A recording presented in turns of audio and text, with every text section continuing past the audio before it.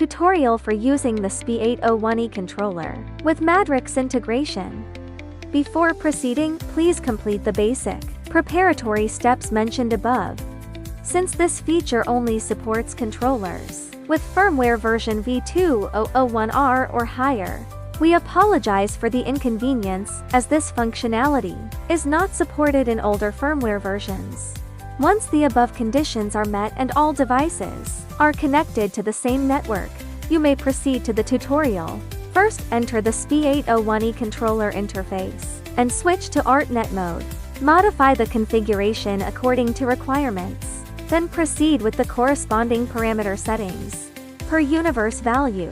Set the Banlanx fixture count limit per universe to 170 × 3.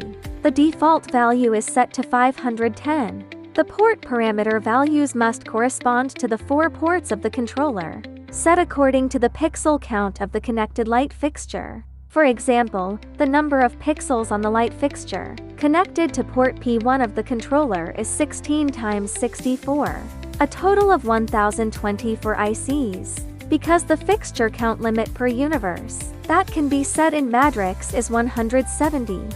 Therefore, converting 1020 for ICs for use in Banlanx requires 7 universes.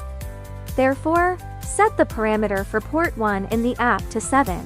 By analogy, complete the parameter settings for all ports. If you encounter limitations in the number of pixels a single controller can handle while using Banlanx, you can also combine multiple controllers for joint operation.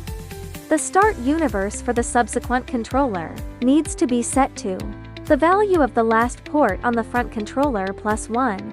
Therefore, the start universe for controller 2 in the diagram is 0112. Follow this method to complete the parameter settings for all controllers. Next, open Banlanx on the computer. Click on Preferences. Select Matrix Generator. Begin setting the basic parameters. Click on Preferences and Patch Editor. Add the LED screens for P1 to P4.